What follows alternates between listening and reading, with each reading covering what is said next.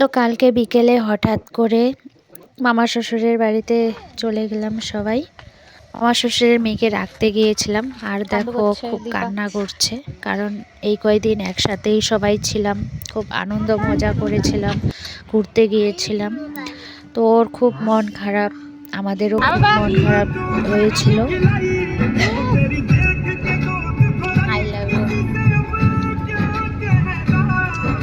আমরা বিকেলে বেরিয়েছিলাম বাড়ির থেকে। তুফানগঞ্জ যেতে যেতে সন্ধ্যা লেগে যায়। সোনা দুপুরে ঘুমোয় এই জন্য গাড়িতেই ওর বাবার কোলে ঘুমিয়ে পড়ে।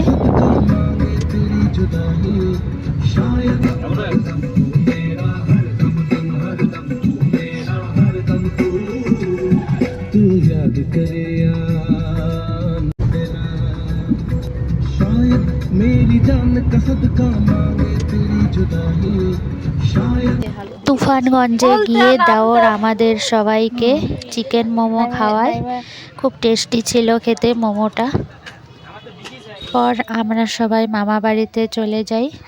আর এই দেখো মামাদের বাড়িতে একটা টিয়া পাখি আছে, যে সব কথাই বলতে পারে। আর আমার বড় মামা শ্বশুরের ছোট মেয়ের নাম পিকু, সারাদিন ওকেই ডেকে থাকে পিকু পিকু করে। আর দেখো কি সুন্দর করে মা মা বলছে। I love you. I love you. I love you. I love you. আর এই দিকে দেখো ছোট মামা শ্বশুর মামি শাশুড়ি মিলে রান্না করছে। মাছের তো পাত্তাই পাওয়া যায় না, আসার পর থেকে খালি। পর আমরা 9টার দিকে খেতে বসে পড়ি। ডাল, বেগুন ভাজা, মাছের কালিয়া, তারপর ছোট মামাদের ঘরে তো কবিতর রান্না হয়েছে। কারা কারা কবিতর খেতে পছন্দ করো? আমার তো কবিতর, হাঁস আর মুরগি খেতে খুব ভালো লাগে। কবিতরে দেখো ফুলকপি আলু দিয়েছে। আমরা রাতেই চলে আসবো জন্য এইদিকে বড় মামি আবার মুরগির মাংস রান্না করেছিল। বড় মামি আবার আমাদেরকে মুরগির মাংস দিল। মুরগির মাংসটাও খুব ভালো হয়েছে। তারপর আমরা রাতেই বাড়িতে চলে আসি।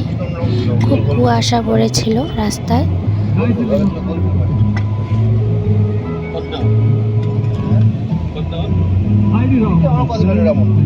তোমরা কেউ বলতে পারবে এটা কোন জায়গা? যদি কেউ জানো তাহলে কমেন্টে জানিয়ে দিও, ঠিক আছে? उन्होंने ये कहा है कि वो एक बीट पर बहुत सारे गाने गाने वाले